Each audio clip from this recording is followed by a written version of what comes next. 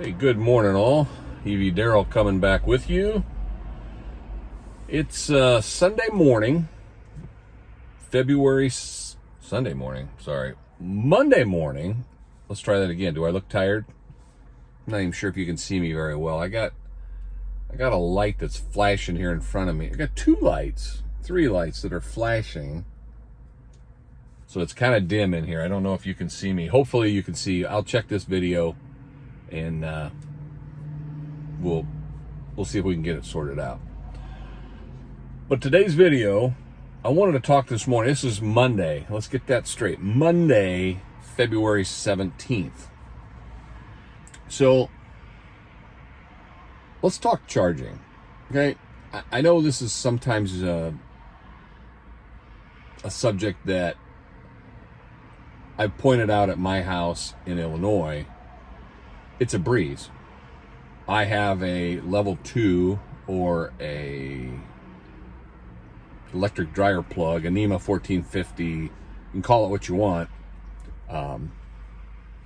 32 amp charger is what I have because I only have a 40 amp breaker, and you only want to charge it. You only want to use 80% of your electrical amount. So, but I have two 32 amp chargers. It's perfect for charging overnight. You know, that's a moot point. When you can charge at home overnight, it's a no-brainer. It's cheap. It's convenient. It's so simple. But when you take it on the road, I hear this a lot. Well, I live in an apartment. I can't charge at my apartment. I live in a condo. I can't charge in my condo. There's no available charging for me. Nothing available. Okay? And if that in fact is the case, and there is no charging in your whole state or your whole city or your whole county, okay, then maybe you don't need to have an electric car. Okay? Then that's fine. But let's take old Evie Darrell here, okay? Here in South Florida at our condo, I don't have charging. I have zero charging. So, what's a person to do? What you need to do is you got to think outside the box, okay? Yes, if you need to go to a level 3 supercharger, then you need to find, mine is probably, the closest one is probably 15 minutes, 17 minutes from my house, okay? It's not close, but I don't need to supercharge all the time. We have been doing a lot of driving since we came to Florida. I have charged twice, I think, at the supercharger at the Wawa gas station. But what I also do is I use the app PlugShare. And I know anybody who drives an electric vehicle knows of the app PlugShare, which shows multiple chargers. So I've seen the videos, you know, where people, and I jump around a lot. I'm sorry about that.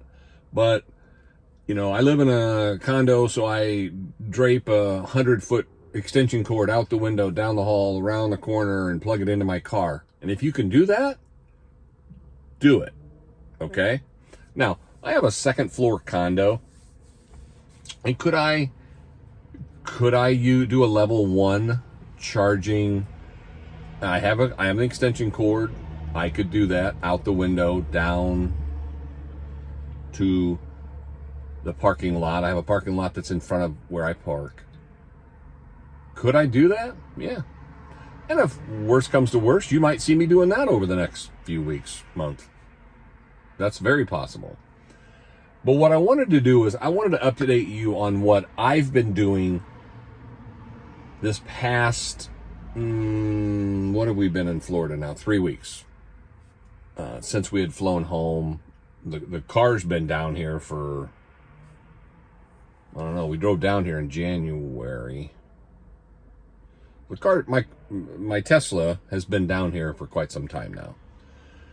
But here's a typical thing of what we've done.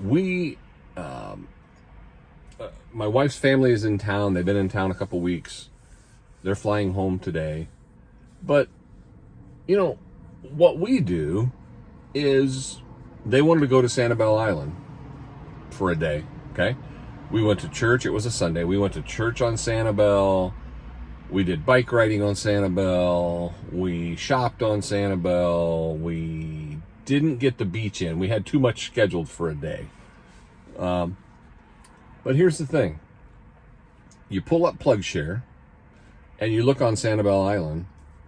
There are numerous, if you wanted to use level 1 chargers, well, that's at every business around. You could literally, if you wanted to, pull up to a business and possibly plug in. Now, PlugShare lists the ones that are really available, that the companies who want you to come and charge at their places. I found a level 2 charger, not a Tesla charger. Now, they say there is a Tesla destination charger. I'm sorry, it's early. I couldn't sleep, so it's early morning. Anyway, they say there's a Tesla destination charger at a location, so we went there because we had a local farmer's market. We were going to that for an hour also. We did do that. It was right at the edge of the farmer's market. I went up. It's no longer there. It is gone. It's not out of service. They have taken it out. So if you want to go there and use their destination charger, it's a no more. So I thought, well, we'll have to end up charging at a supercharger somewhere in Fort Myers or whatever on our way back.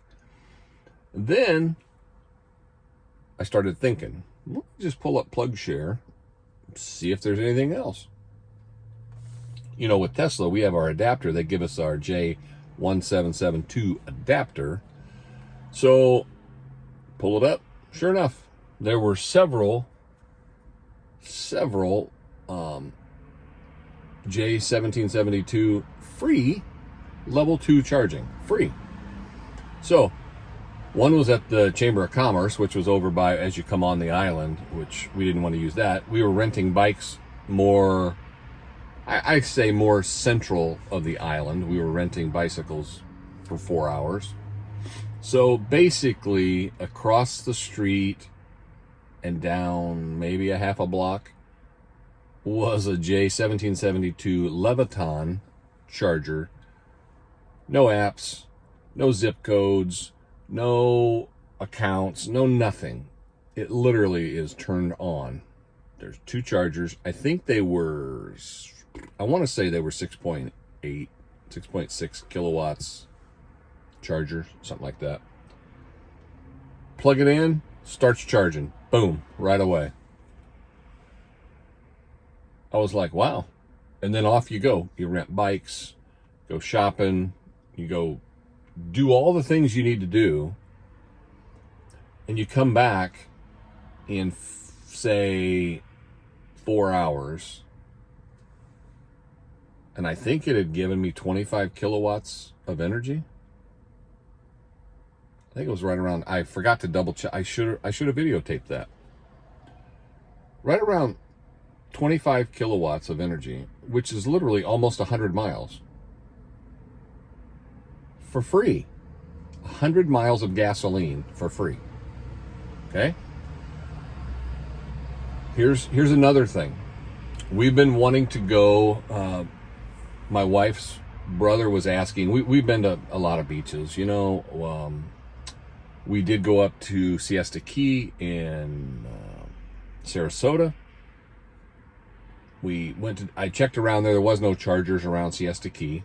I looked on the app. I thought, I mean, we didn't need charge, but I thought if we're there, because that's 45 miles, 55 miles, 40, 50 miles up to Sarasota. Thinking, you just got to look and think outside the box. But anyway, I got, squirrel off task. They wanted to go to a different beach that we have never been to. We've been to Boca Grande before when they've been here. We've been, they love Sanibel as we do. Sanibel is my favorite place to go. We've always loved it since my girls were little. So our big thing was, well, let's find another beach that they haven't been to. So I said, well, we could run up to Venice, near Sharky's on the pier. We could have lunch there. So they thought that was a great idea. Some places are still closed down on some near jetties up here. But beaches are, since the hurricane season was devastating to the Southwest Gulf last year. But the beach at, well, Venice Beach is open, and then also down a little bit further south to Sharky's, where there's a pier. Just beautiful. It's just gorgeous. So anyway, everybody was all excited about that. They're like, yeah, let's go to Sharky's. Let's go there. Let's do that. So the night before, I hit a route planner to take us up there. I thought, well, let me just see how far it is and how to get there and blah, blah, blah. Then I look on PlugShare. There is ChargePoint chargers free at Sharky's on the pier, the parking lot. Well, that's a no-brainer. So we drive up there, plug in. It was an empty charger. I think they have 4. Yeah, they had 4 ChargePoint chargers, and I think they were same thing, 6.6 kilowatts, something like that. We pull in up there, boom, plug in for free, go down to the beach for 2.5 hours, something like that. Then we come back, put all of our beach stuff in the car. Sharky's is a great place to eat. We ate at Sharky's. Again, there was another 4 hours. Okay? I probably got another 100 miles of free charge. So basically, if it was 50 miles up to Sharky's and 50 miles back, it cost me 0 if I've got 100 free miles of charge. 100 free miles worth of gasoline. Whatever way you want to look at it, I charged for free. So those are some places while we've went and shopped and did things. Take 2 minutes, pull up the PlugShare app and say, if we're going to be somewhere for 4 hours or 5 hours or 6 hours, just think outside the box a little bit, okay? Take 2 minutes, pull up the app and go, nope, there's nothing there. I'm going to have to charge like a normal person and pay the regular price of gasoline. Then do it. Now, if you live somewhere and you have no charging and you have nothing near you and you have nowhere to go, you can't do it, I get it. I get it, okay? If you have to pay the same price that people are paying for gasoline for electricity, I get that you can't have an electric car. You can, you just have to pay what everybody else is paying for gasoline and electricity at superchargers. Or if you don't have a Tesla, then at a level 3 DC fast charger somewhere. So back to me. Currently, since I couldn't sleep this morning and I was just having my first cup of coffee, I stopped over to top off at a local place that's probably, I don't know, it's a 10-minute walk from my condo, 10 to 12-minute walk.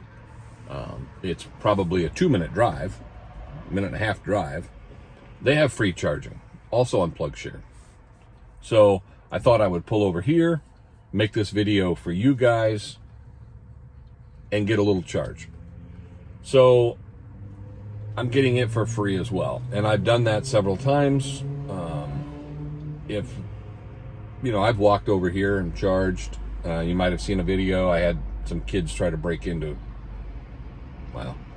they were pulling on door handles. Teenagers don't know how to, thankfully they didn't throw rocks through the windows or anything like that. But it's also the same place I did a video last month where I was charging here and I had actually walked away and I wasn't anywhere near here.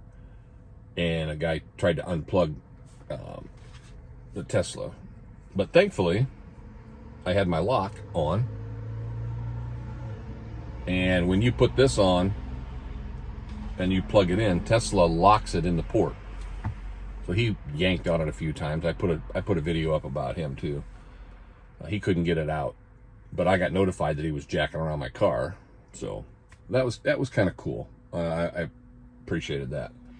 So I have been very blessed that, thinking outside the box, I have went, what I tell you, maybe a couple of times to Supercharge this last month.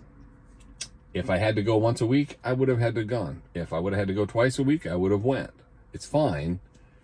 You just got to look at some different things and see if things would work for you. You got to be flexible, okay? Goes against my grain completely. I'm very type A personality. I want things to work. I want them to work right. I think if you do this, this, and this, then this will happen. So, but basically, my thought process was, I'll give this a try, I'll give that a try, I'll give here a try, I'll give there a try. If it works, it works. And if we're going somewhere that doesn't have charging, then I'll supercharge and I'll pay $15, $16, $17, something like that. I think one of them I think was 20. Yeah, I think it was $20.41. And we were low. I think we were down to 16%.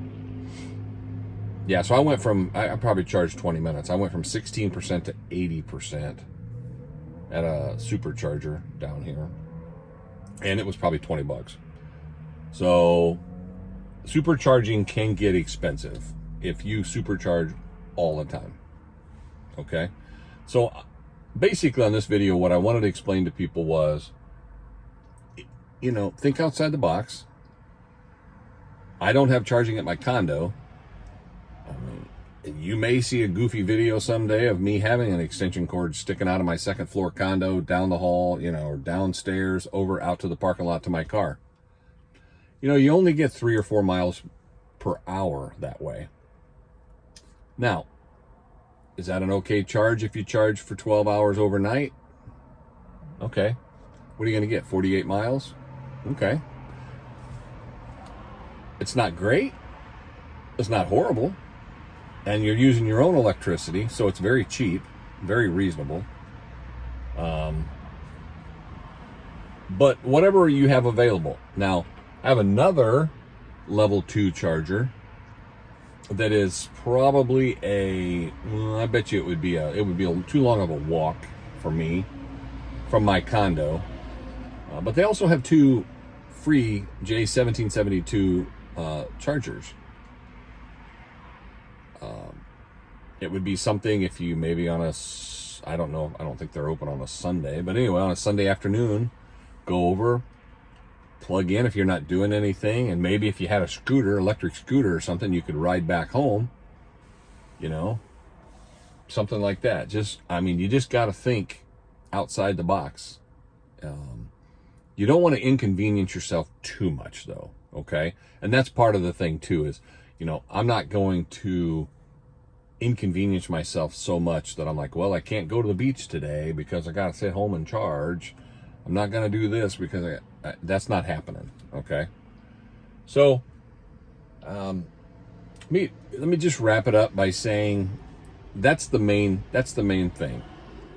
Even if you don't have charging at your condo, you don't have charging at your apartment complex, you don't have charging near where you're at, doesn't mean you can't have an electric car. Now, if there's zero charging, as I said at the beginning of the video, if there's literally, I have no charging anywhere around and I can't charge at my, I can't put an extension cord out and there is no charging, then, maybe an electric car isn't for you. Okay. So with that, I'll get out of your hair. Please like, subscribe, and comment below. If you've got any other options about what you do that I didn't bring up, maybe I forgot some, let me know. Because, you know me, I only know about 10% of what I'm doing. So with that, everybody, stay safe out there.